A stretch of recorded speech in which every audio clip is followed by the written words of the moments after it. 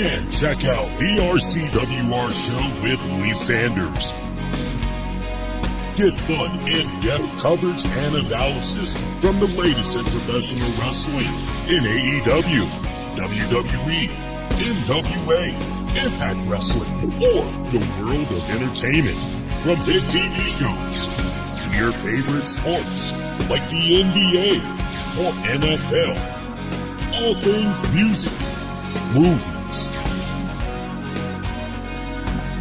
and beyond, while trying to make sense of this crazy world we live in. All while keeping it honest, insightful, and interactive since 2011.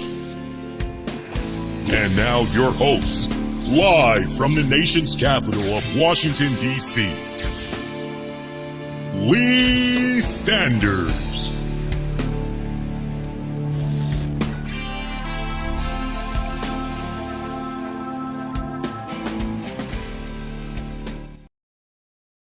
Hey, everybody, what is going on? Lee Sanders with you all for this Monday night of December 8th, 2025. I cannot believe that we are here. This is the final month of December.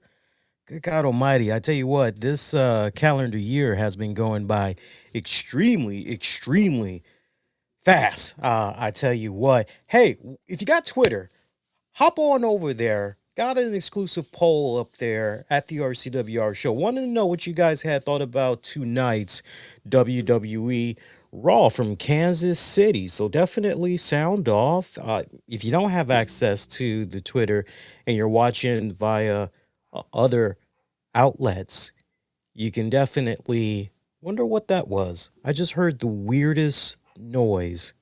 Had to be something coming from the bathroom. It had to be, because it's got the dogs causing quite a storm right now. Wonder what that was. I almost want to get up and go check what the hell that was, but I have a feeling it's something that fell in the bathroom. Anyway, I got the Twitter poll up. If you don't have Twitter, you can, if you're watching other ways, you could definitely pop in the chat and let your voices be heard. I tell you what, as far as tonight goes, I am really glad that I have this show and we're here together right now, because it has been, I'll be honest with you guys, it's been a really bad start to the week. I'll tell you a little bit more, but definitely some thoughts and prayers are needed. I'll get into it a little bit more later on tonight during the show. So,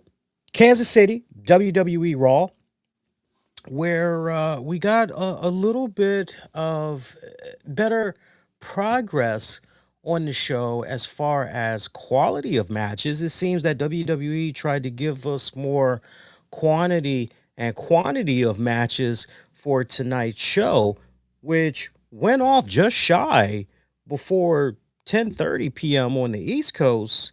But for those of you that were maybe hoping we would get a continuation of one of the main arcs concerning who is the mystery man, and we were here last week talking about how WWE essentially fumbled the mystery man and Adam Pearce in character, and how he was just conducting business on that whole thing and all that.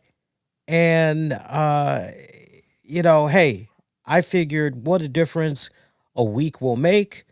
Maybe we will get some significant progress that will, no, on the contrary.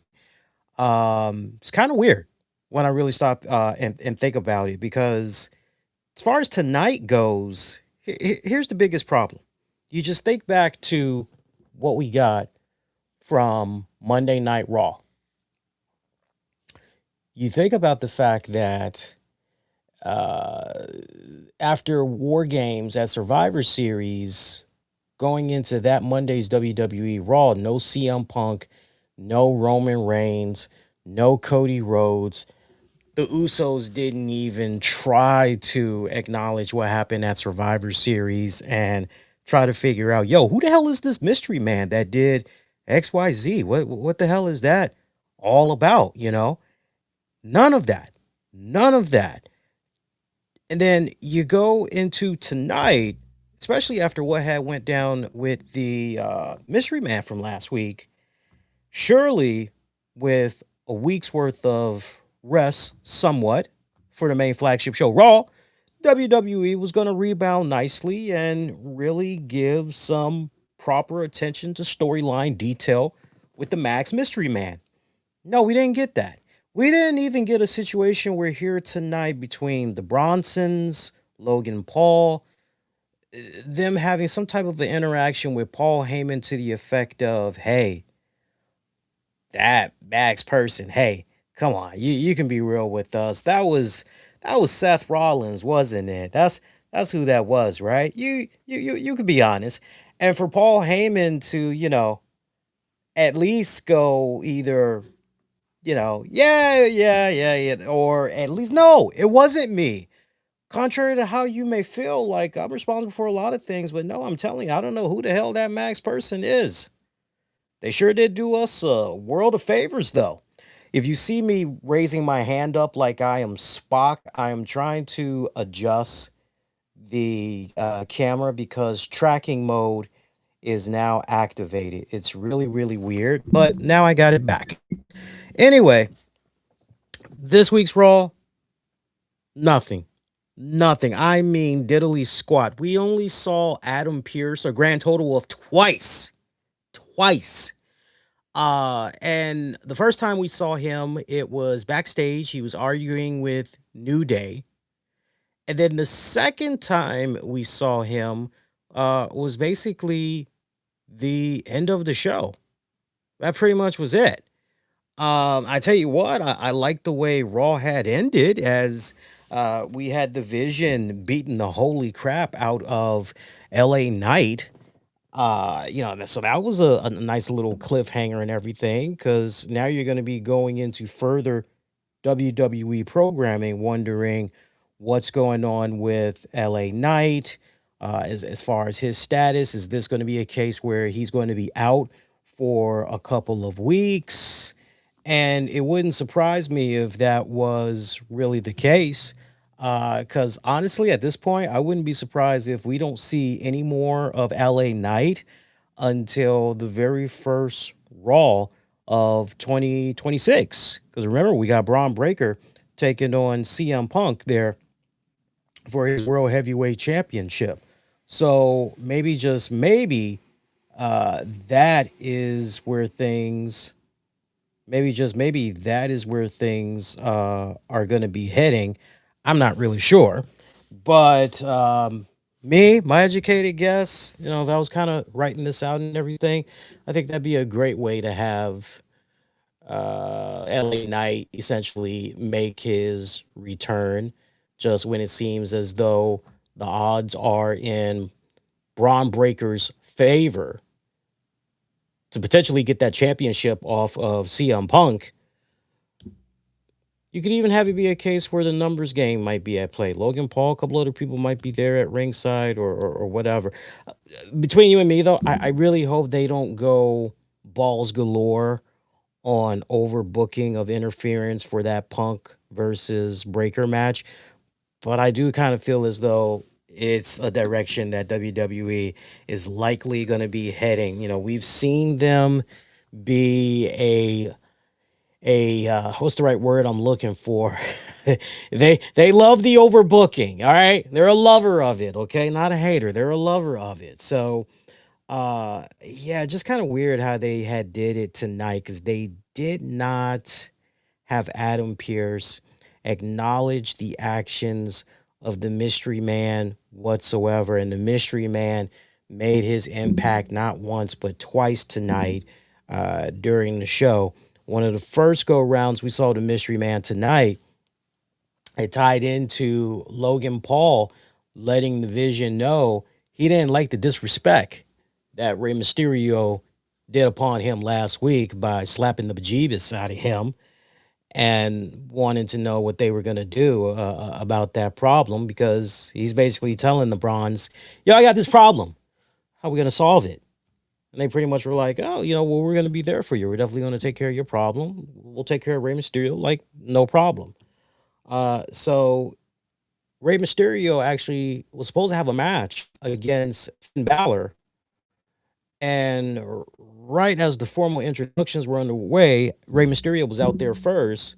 Logan Paul jumping him from behind, just savage beatdown, just a savage beatdown. And then, if I remember correctly, that's the first go round where the mystery man popped up, delivered a curb stomp and super kick, all that good stuff, rolled out. Logan Paul was continuing to add insult to injury when LA Knight decided to come out there. And damage had already been done to Rey Mysterio at this point. LA Knight decides, nah, nah, nah, nah, nah, you're not going to get off the hook that easy. You know, you, me, one on one. Let's go ahead. Let's do it. Let's have a match.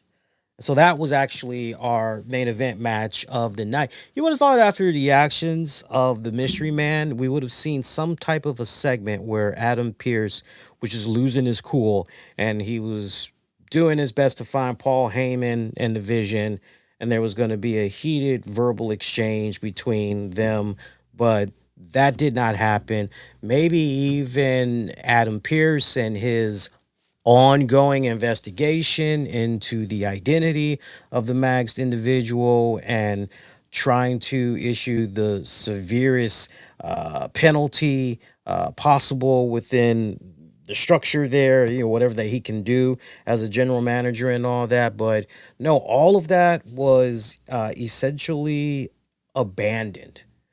You know, I didn't even like the way that they had the commentators essentially, you know, a lack thereof. Oh, there's that mystery man again. You know, at least really thread it together, connect the casual viewers while also at the same time maybe kind of encouraging, yo, you would just like to believe, like, where the hell is Adam Pearce? Surely he's watching this on a monitor somewhere. You know, surely somebody's getting word to him about this maxed individual striking again. You know, very curious how Adam Pearce is going to be handling this, because now this is just getting kind of out of hand. It's really starting to get kind of ridiculous here. WWE, you got some work to do, man. Seriously, you got some serious work to do. So, had that. Second time that the maxed individual had made their presence felt was in that main event match between LA Knight and Logan Paul. Shout out to Logan Paul. I know he gets a lot of flack from people, but let's give credit where credit is due, right? Let's give him his flowers where it's due. Quietly, this guy has been appearing more on WWE television, and on top of that, he's been wrestling more on the television show. So kudos to him for, you know, making the time out, you know, especially during this period in the holidays. You know, he still has, you know, a relatively new baby and all that, and here he is doing a little bit more on the road with WWE. Good stuff. Good stuff. I like that. I like that. Yeah, mugging. It was a straight up mugging there on LA Knight for that main event match, numbers game. If you want to make an argument, it essentially took five people to beat LA Knight. I will tell you, yeah, it pretty much took five people to beat the crap out of LA Knight. As you had Bronson Reed, Braun Breaker taking turns, essentially distracting the referee, Paul Heyman getting involved as well. And then essentially the max individual striking it again, attacking Knight, giving Logan Paul an assist. Post match, the Vision really just goes to town, beating the holy crap out of Logan Paul. Tsunami for LA Knight, a spear.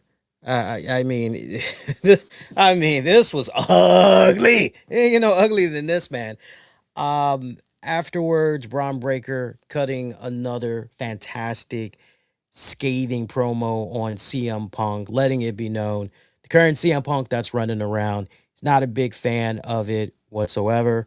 He wants the CM Punk that he grew up watching, that to a degree he almost idolized. He wants the CM Punk that he fell in love with from 2011, 2012, 2013. He's not buying the current CM Punk that's taking pictures with kids and all the talents in the back and posting it on his social media. And he's not buying the whole notion that CM Punk is a good guy now. No, he wants the CM Punk of old. He knows that version still exists, and at least he hopes he that version does. He even kind of sarcastically mentioned the whole straight edge concept that is CM Punk, that is his whole life, and mentioned the fact that yeah, you say you never touch drugs, you never touch alcohol, and yet you look like a recovering crackhead.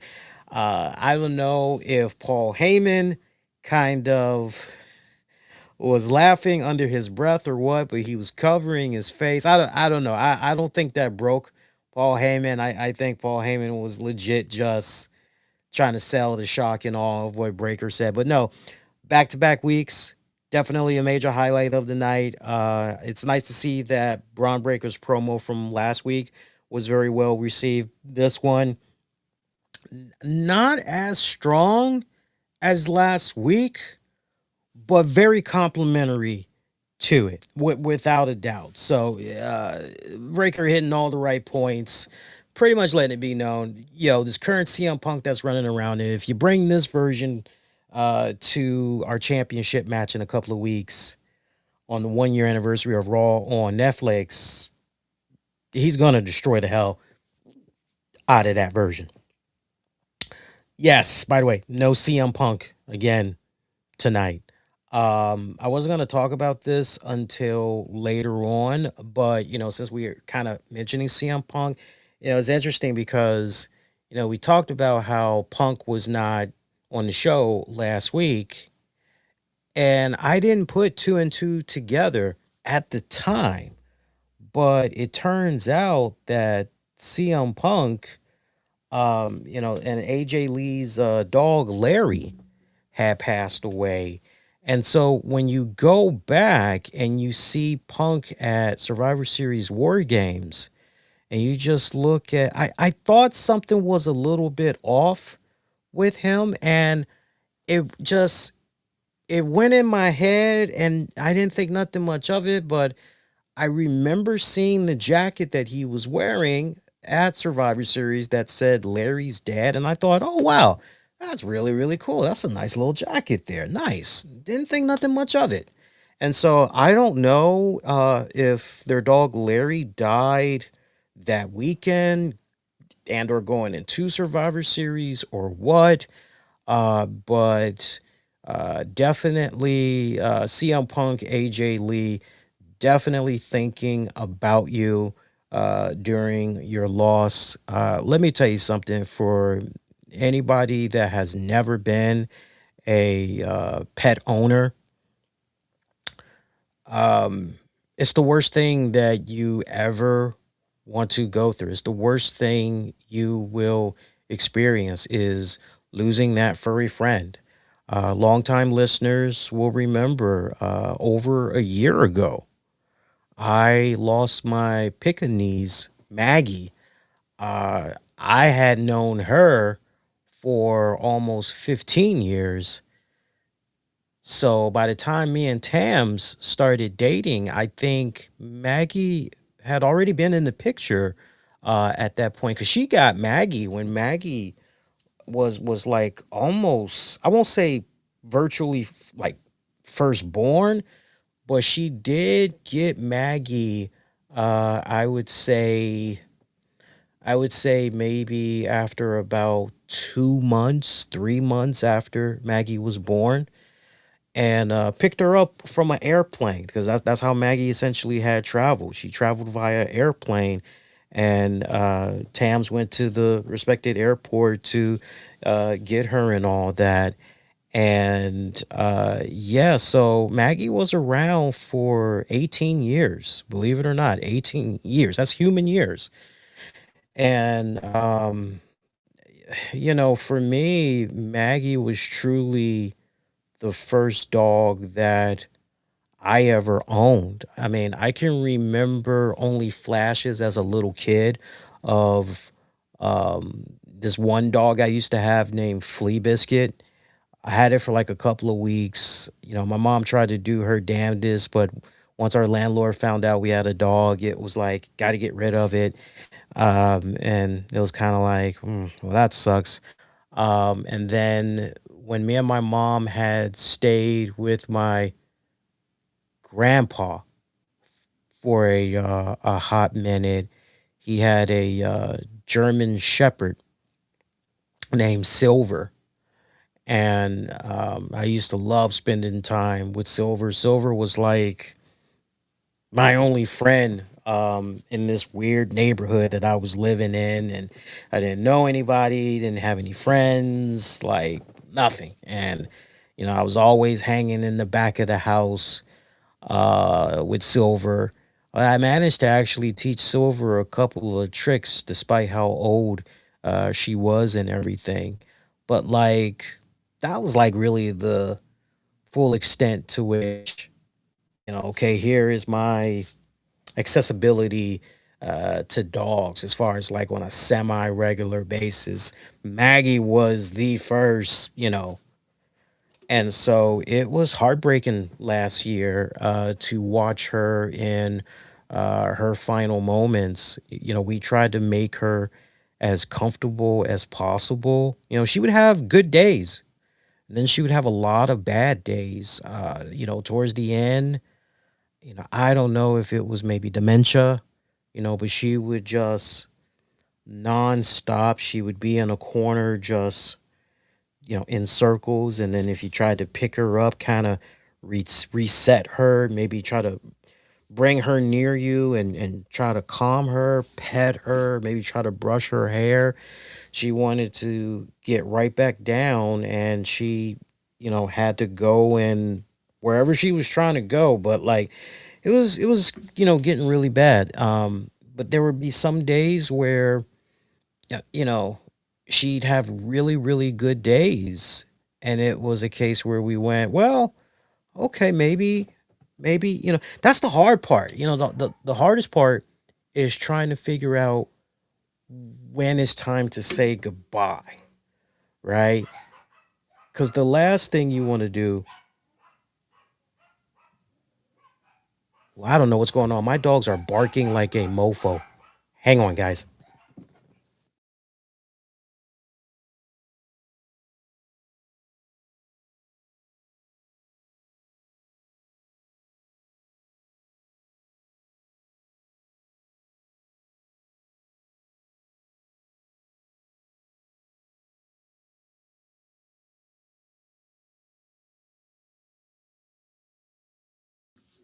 Okay, we're back.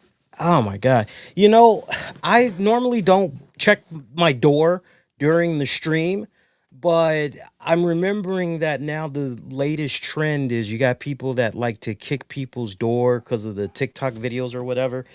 So I just wanted to make sure everything was on the up and up.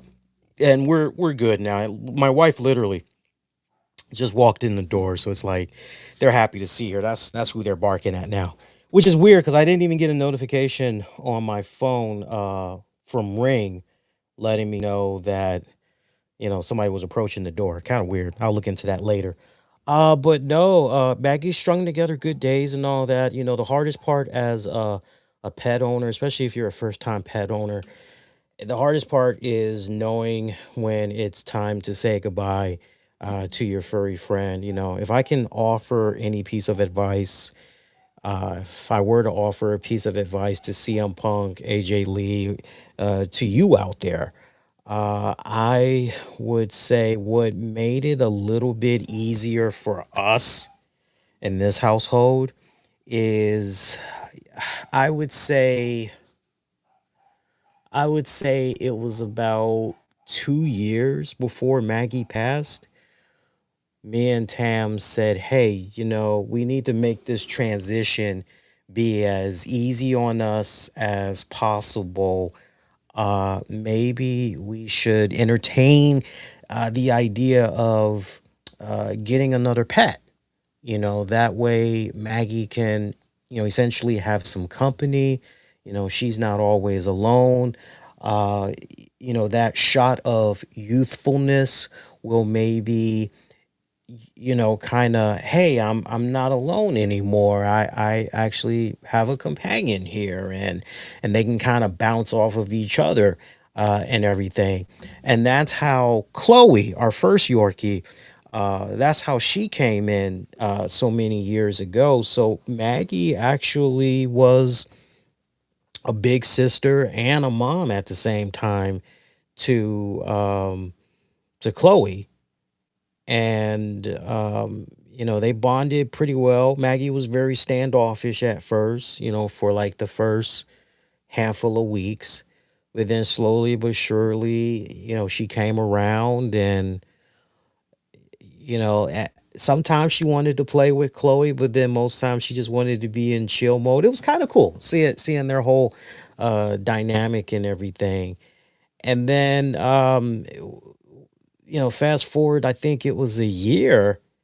Then we ended up having a situation where our same friend who we got Chloe from was like, "Hey, the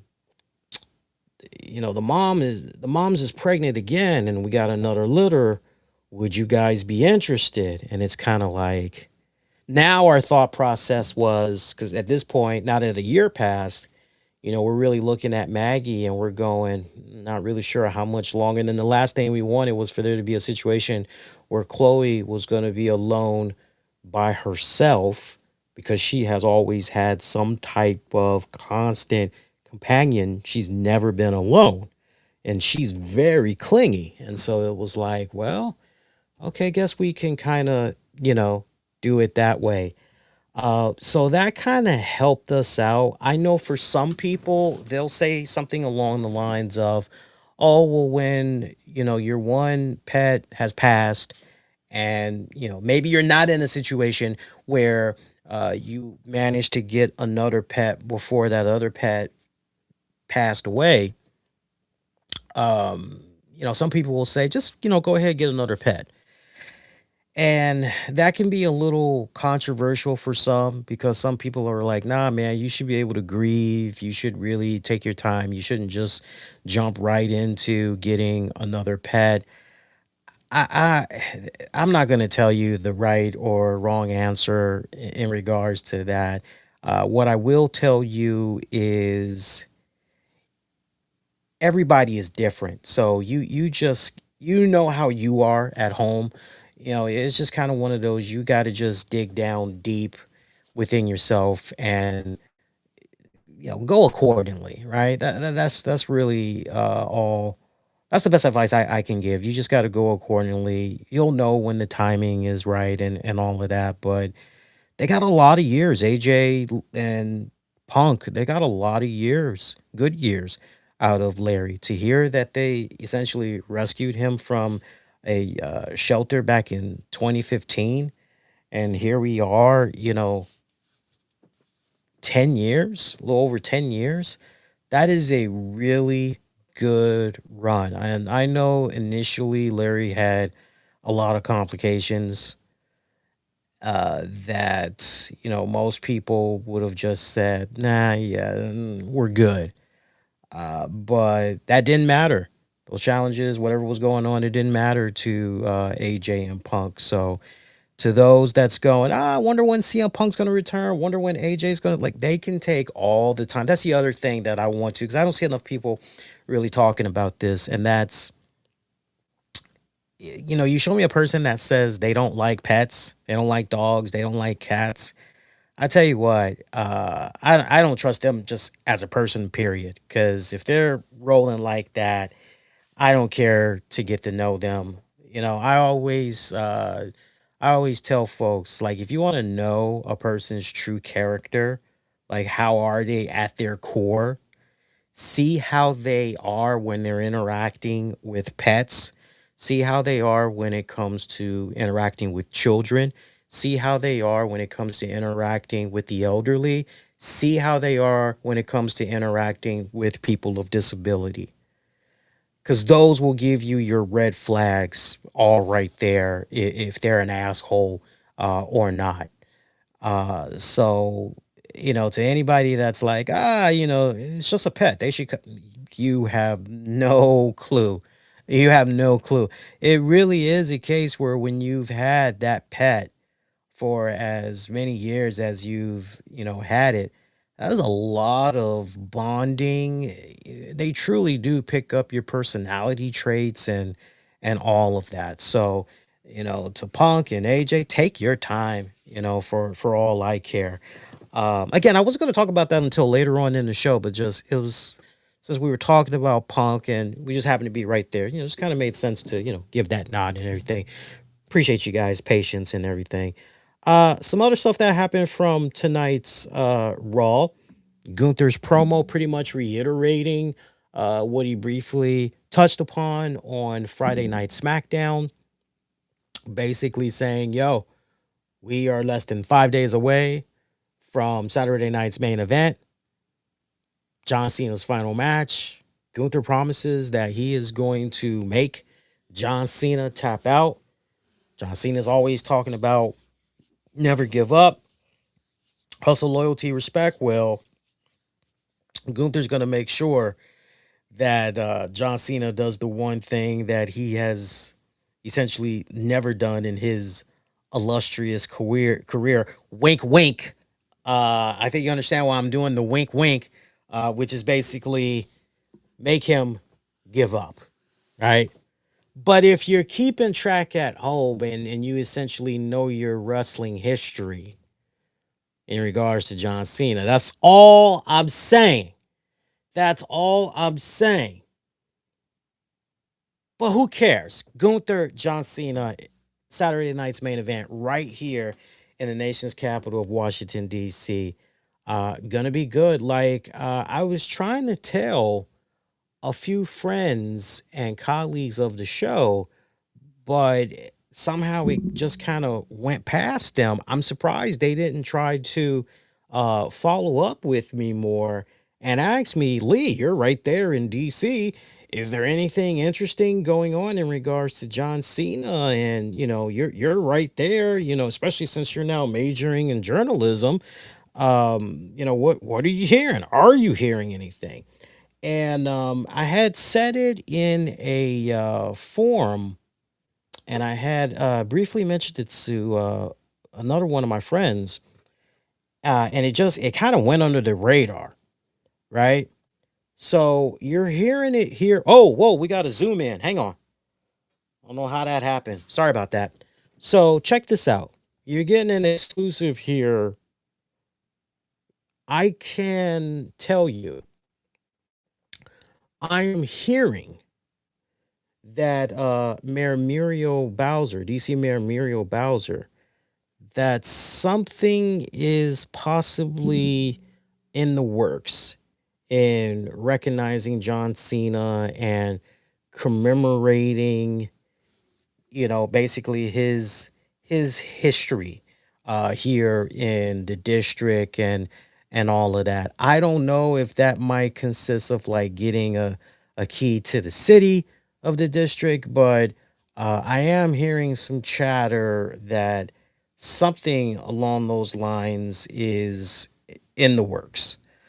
Now, as far as hey, what about John Cena and this whole thing about Trump and word is that Vince McMahon is potentially going to be there and like I can't speak to who all is potentially going to be at John Cena's final match come this Saturday.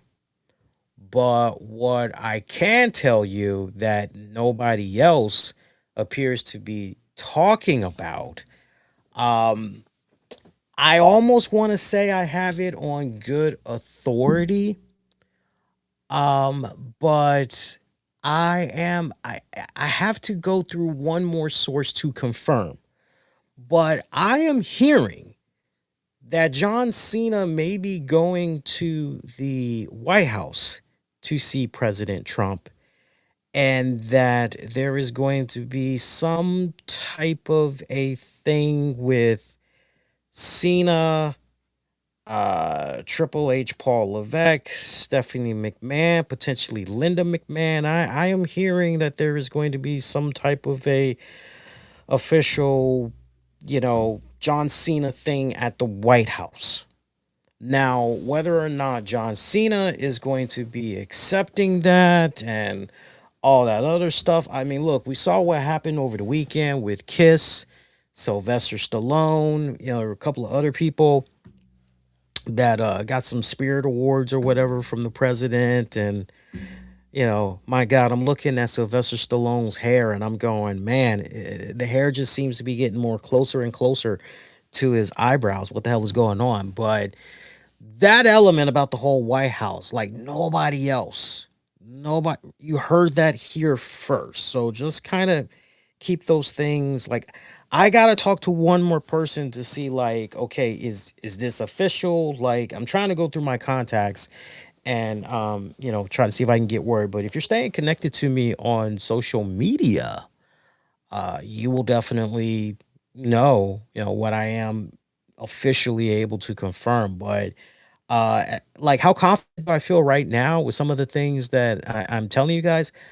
I feel pretty good. So I mean, if you maybe want to go to a forum or you want to go on social media and you want to say, hey, I was checking out Lee and he's reporting allegedly, that this is what's going to happen.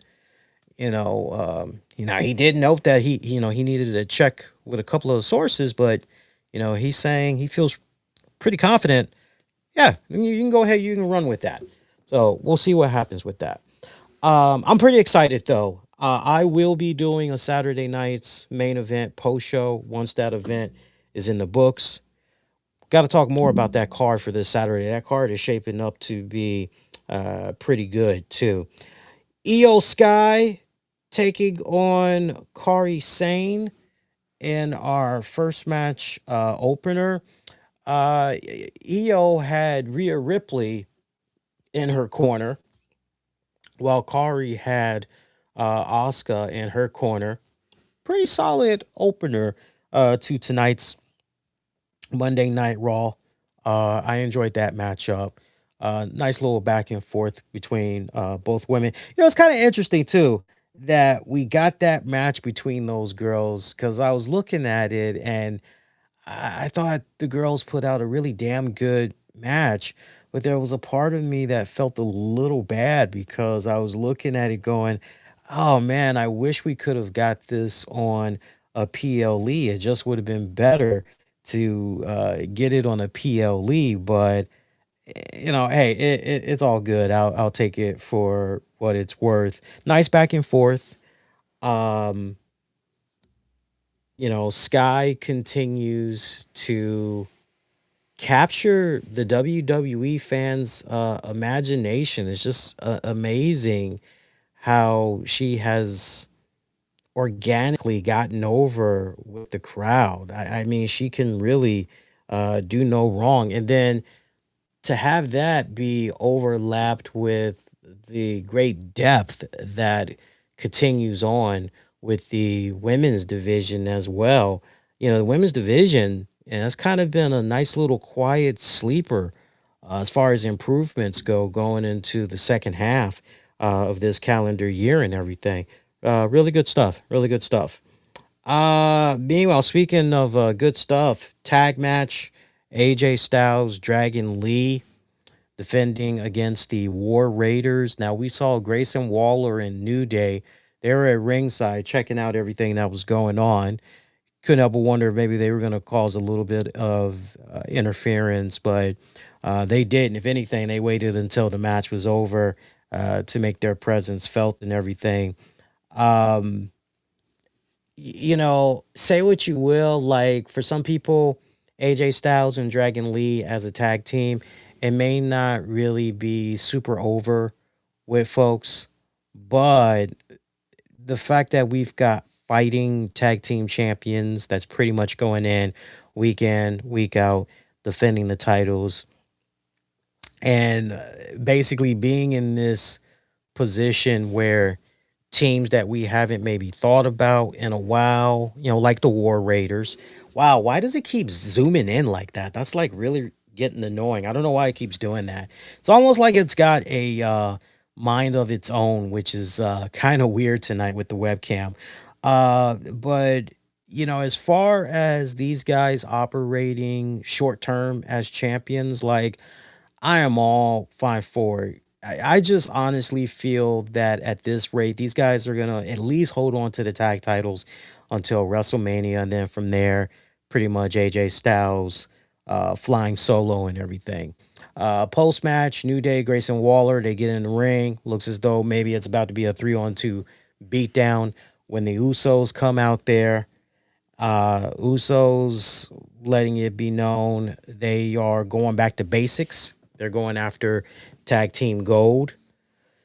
Jimmy was sitting on the sideline and he saw what happened to his brother Jay last week, pretty much having a nervous breakdown. He essentially snapping and admitted, yo, seeing my brother take L after L after L after L after L, hey, dust yourself off. What we gonna do here? And Jay pretty much, yeah, we gonna do what we do best. And he says to AJ and Dragon, you guys don't know about us just yet, but you will in due time.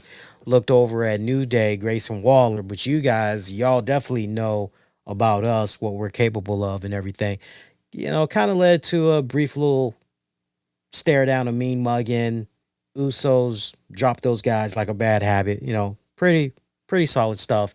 So it'll be interesting to see what happens with the Usos, because obviously the Usos, you can't just, unless AJ and Dragon go, hey, we want to take on the very best. Yeah, sure. We want the Usos, you know, come get some. Or if it's going to be a case where the Usos are going to have to climb through the tag team division, get a couple of W's, then that's how they'll be able to catch a match with AJ Styles and Dragon Lee.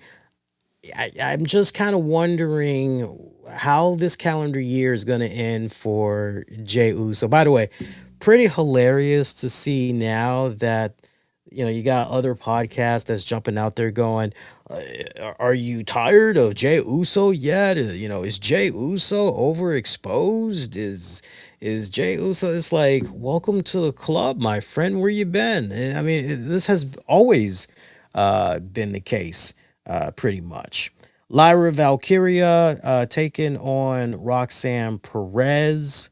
Uh, this was pretty badass. I gotta say, Liv Morgan was the X factor in this one and helping Roxanne Perez secure the W.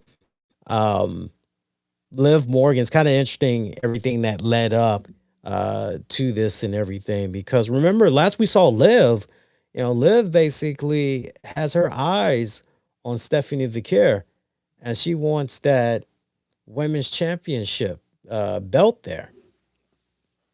But I think it was a little bit earlier in the night.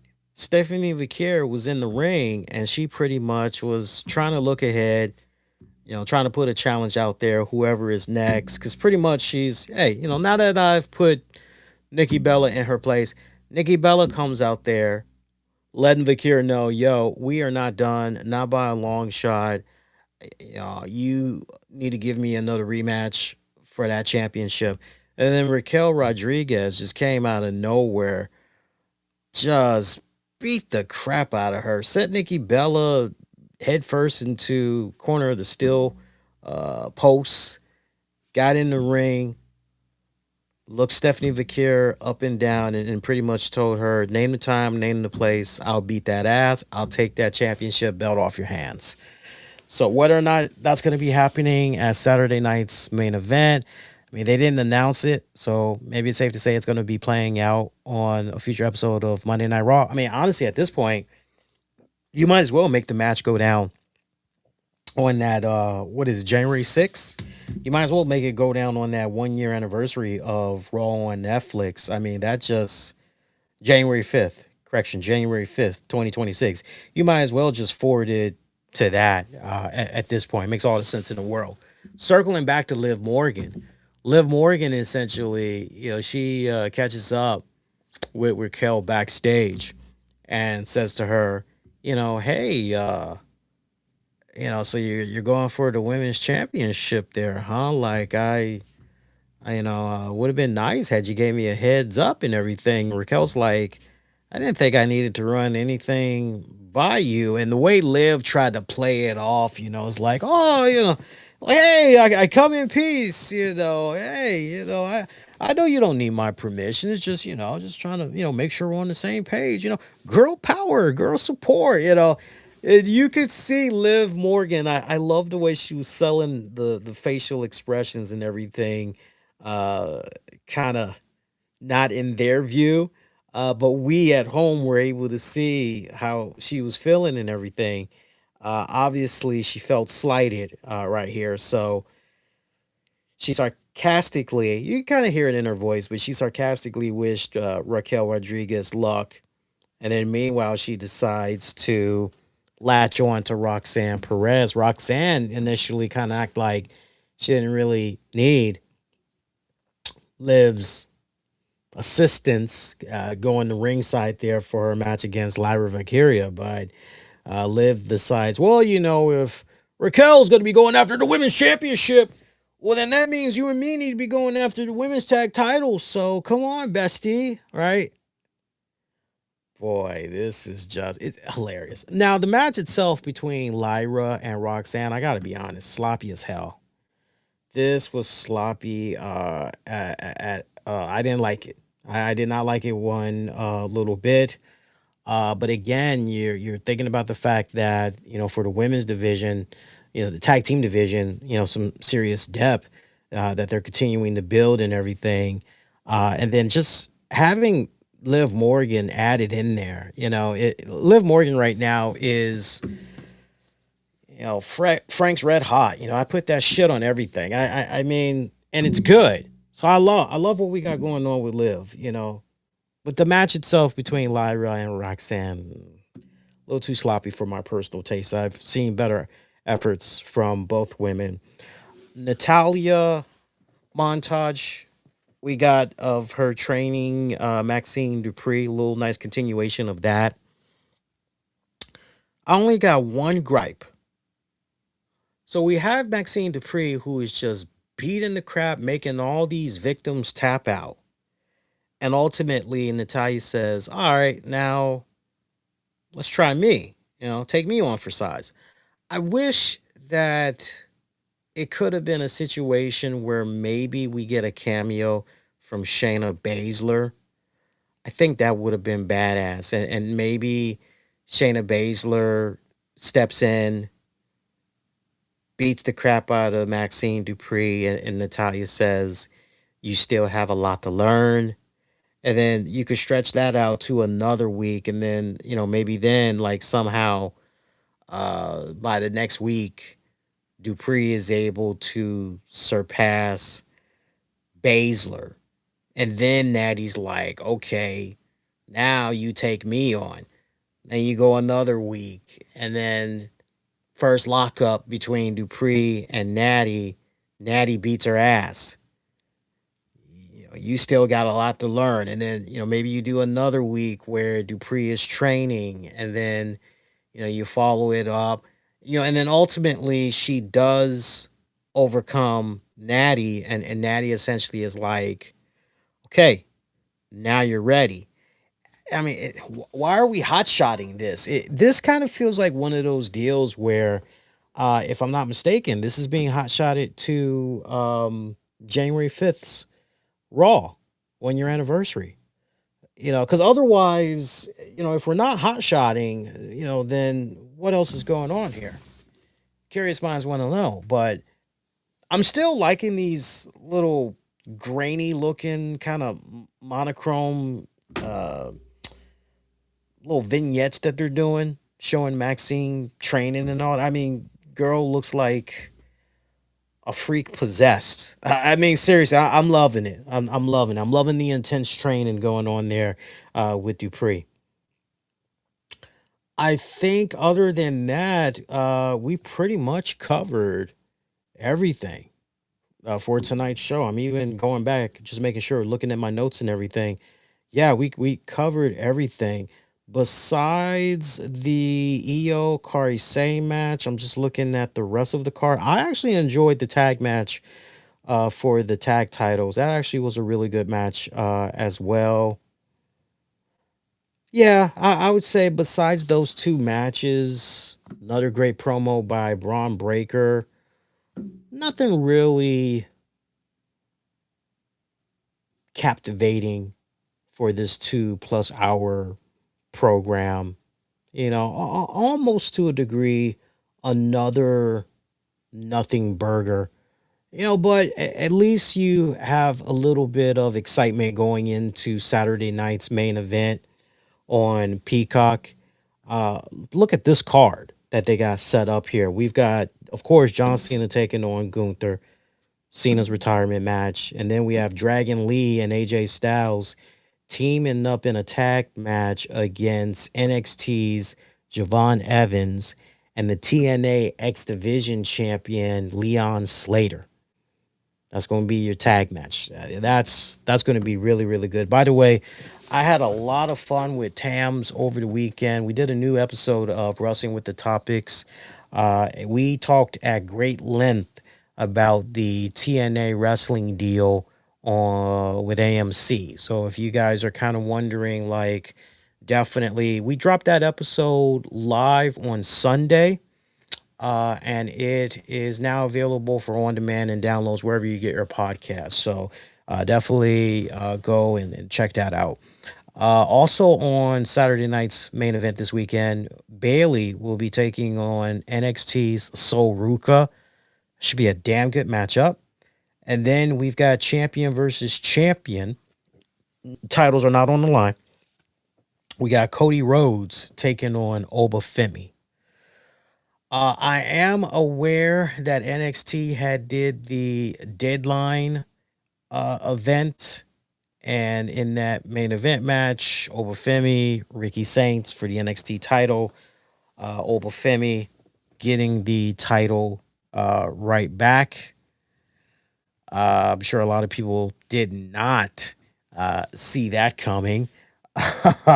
Me personally, once I took a look at Obafemi upon his return, I said, "Good God Almighty!" Somehow this guy got 2 times bigger, like naturally. Whatever he's eating, yo, he about to he about to destroy poor Ricky Saints, and yeah, that's pretty much what had happened there.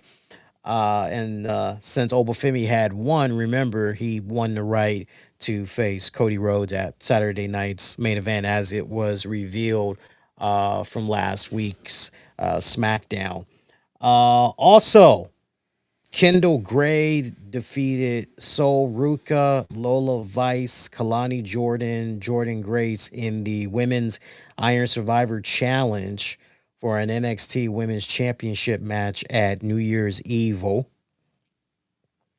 Ethan Page retained his North American Championship against Mr. Iguana. Izzy Dame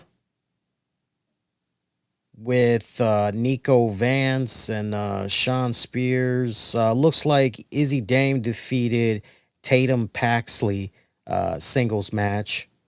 And then for your men's Iron Survivor Challenge NXT Championship at New Year's Evil, Javon Evans picking up a win over Leon Slater, Joe Hendry, Dion Lennox, and Miles Bourne.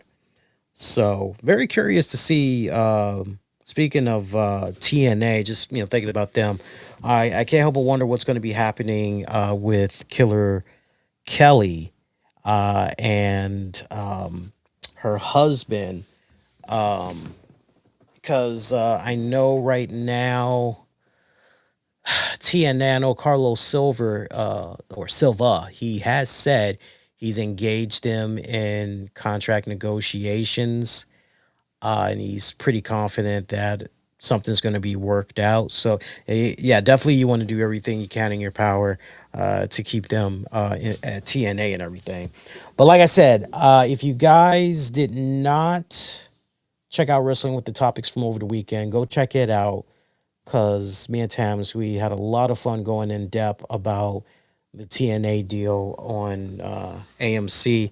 We also talked at great length about what's going on with this Netflix Time Warner deal, and now what a difference a day pretty much makes. Now we see that Paramount, they are not giving up without one hell of a fight. They have essentially countered what Netflix is putting out there, as according to the Associated Press. Let me see if I can pull up. Yep, there it is. According to this Associated Press, it looks like, because remember, the bid comes after Warner last week agreed to buy, or correction, agreed to be bought by Netflix for $72 billion. And essentially, Paramount has come in with a hostile bid. It's like over 100 something billion now. So, and then you add in the fact that the president is somehow thrown into the mix and all that. Yeah, not good whatsoever. Not good whatsoever. I'm just trying to think real quick. So we talked about Raw. We got Raw in the books. Just reading the rest of, yeah, we talked about that. We talked about that. We talked about that. One other thing I want to touch upon. I don't want to end the show on a Debbie Downer. I know earlier we had talked about AJ Lee and CM Punk's dog Larry passing away and all that, and I tell you what, nothing sucks even more than when you have a passing that occurs during the holidays. I said at the top of the show, I really am glad to be doing this show here tonight, be live with you guys and everything, because for me, my day, I'm not being long and drawn out about it, but my day, it started off kind of relatively good. I have finished putting the final touches on a profile piece that I was working on, covering a reporter very near and dear to my heart, a fixture here in the nation's capital of Washington, D.C., Jim Vance. He started his journalism career out in Philadelphia, and he pretty much was covering DC here.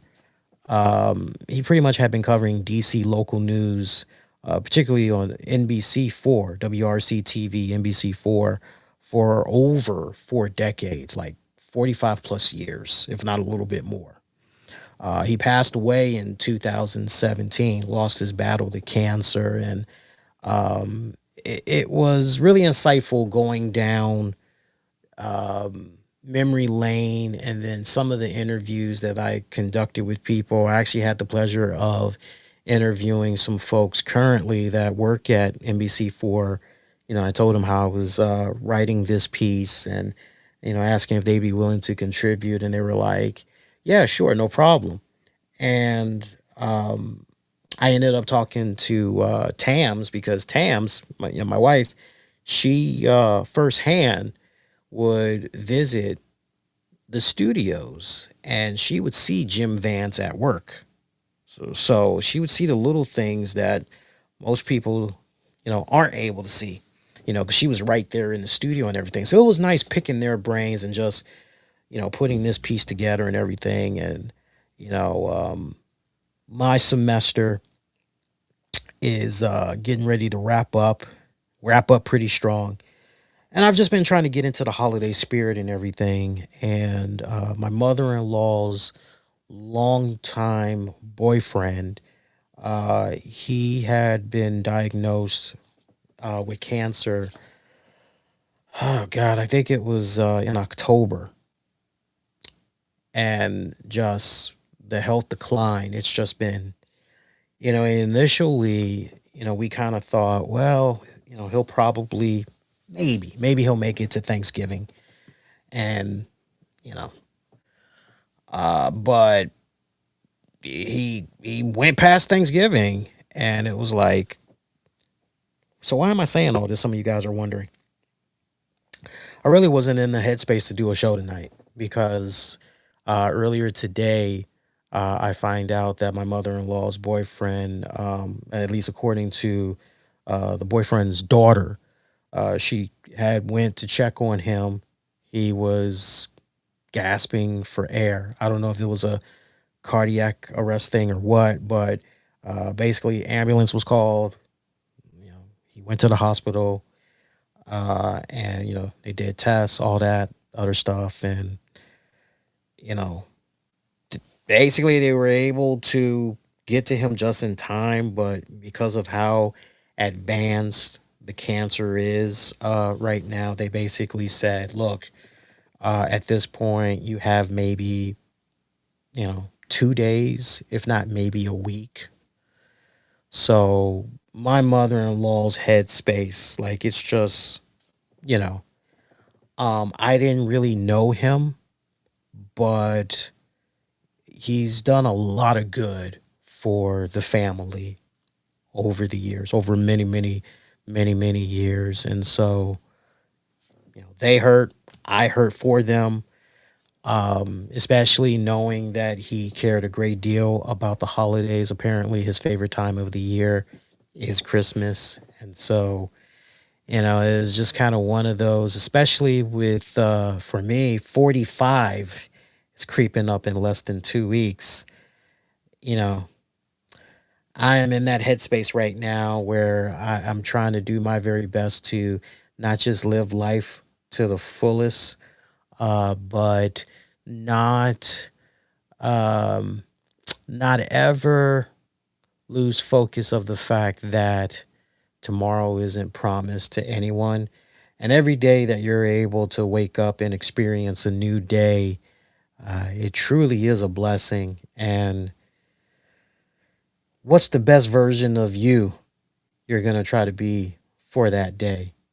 You know, the act of kindness, all that good stuff. I don't know. Just don't mind me. I'm just kind of being a little sentimental and everything. But yeah, that's where my headspace is at right now. So far as I know, the family is already starting to make funeral arrangements and all that. And it's just, there's nothing that sucks more, nothing that is more heartbreaking than when you lose a loved one during the holidays.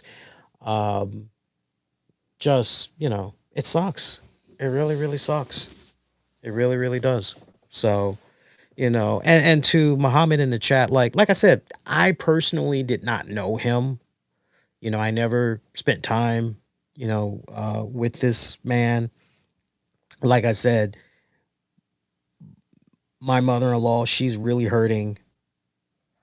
Tams is navigating as best as she can, but at this point, it's just for me. What's really kind of messing my head up. Everybody, like I said, it's just I'm gonna turn 45 in a couple of weeks, and so I don't expect you all that's in your 20s, 30s, early 30s, or younger than that. I don't expect you guys to understand, but just for me to be creeping up on 45 and knowing about all the people that's passed away, that I've seen pass away, either firsthand, like just in my face, or just people that I grew up idolizing, that they just passed, to just know that mortality is, mm, you know, don't get me started because I'll get all philosophical on y'all asses, and I'm not trying to be philosophical at 11:35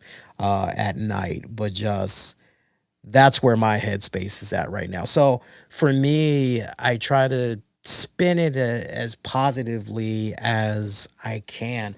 And I think that's why I'm kind of living life to the fullest right now. I mean, if you guys notice, and this isn't me bragging, but like if you guys notice, I got my associates in media production. Now I'm currently pursuing my bachelor's at a different university. I'm pursuing my bachelor's in journalism, and I got a week and a half to go of classes, final assignments, Luckily, the final assignments, they're all exam papers.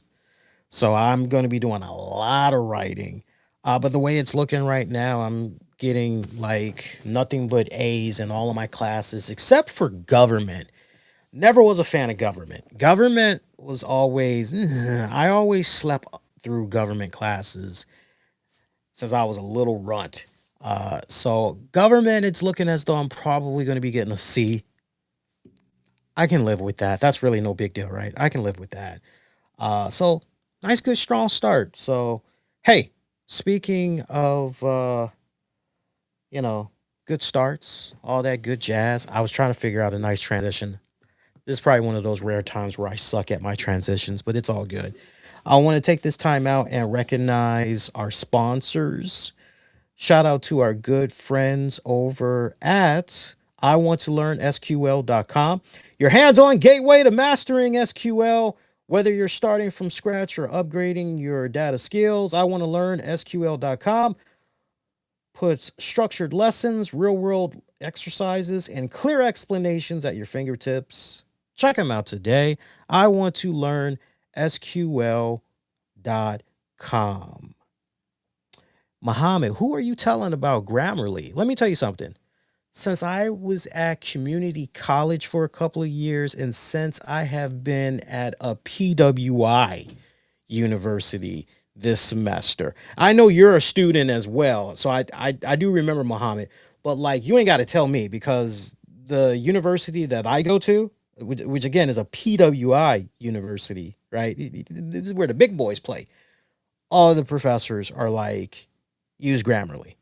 Like it will help you. Like, first of all, do you love to write? And it's like, yes, I do. Okay. Well, if you love to write, the first part of the battle is done. And then it's like at that point, if you're paying for a Grammarly subscription, which I have paid for a Grammarly subscription like for years upon years upon years. Tams will tell you we must like consecutively for years. We have not lapsed a payment for Grammarly. Yeah. In this household, Grammarly is our best friend. The RCWR show with Lee Sanders is also brought to you in part by my friend Katrina at katrinaspiritualcounseling.com. There's two S's in there. So make sure you put them in there. Katrina's spiritualcounseling.com. She offers tarot card and psychic love readings by phone or chat. My girl got over 20 years experience. Her sessions provide straightforward, no sugarcoating insight into the past, present, and future. She tackles relationships, questions, you name it. Maybe you got that new job, you thinking about whether or not you should take it or not. I mean, she been doing this a long time. She knows her stuff. She also on the side sells seasonal items. Right now, she's selling holiday candles, honey jars, love kits. Apparently, she's got same-day shipping while supplies last. Check out the website, katrinaspiritualcounseling.com, or you could give her a call at 877-275-7562. Once again, that's 877-275-7562. I love the fact that we went an hour and 8 minutes. Some of you guys may be a little disappointed in that, but here's the deal. Shorter shows because, all semester, as some of you guys know, I've had a pretty loaded Tuesday of classes, in-person classes. So, but on a good note, the way things are going to be mapping out next Monday, I'll be able to do the regular, 90-minute, almost 2-hour show where we go a lot more all over the place. So, yay, right? We look forward to that. But in the meantime, your next edition of the RCWR show, I'll be with you guys this Saturday, December 13th, 2025, as soon as Saturday night's main event wraps up on the Peacock. If you're connected to YouTube, I'll offer some Saturday night's main event predictions. We'll keep it like 3 minutes or less, so you can check that out easily. Very easy to digest. But I'll be live for the Saturday night's main event post show. Tune in. I'll be busting out for the first time ever my John Cena gear. I have yet to put it on display. I've got the wristbands and all of that. I bought it last year when Cena first made the announcement he was doing the whole retirement tour. So I will be wearing that for one night only. It will never be seen again. Never be seen again. So just one of my many ways that I'll be celebrating John Cena's retirement match. Shout out to my people, my family, and friends in the DC metropolitan area. If you are going to end up going to see John Cena, definitely make sure you either reach out to me throughout social media. Would love to have you do a drive-by on the show, share your experience being there live at the event. Or, it could be a case where if you happen to see that I'm live doing the post show and you want to jump in that way, just let me know. I'll definitely patch in and everything. Meantime, be kind, rewind, check out previous episodes you might have missed on demand and on the downloads, wherever you get your podcast. Just search the RCWR show. Also available, I am at least, on social media. If you want to say hello, use the keywords, the RCWR show. Till next go round, my pretty babies. Wishing all of y'all to be safe. Most importantly, be kind to one another. I'll see you all next go round.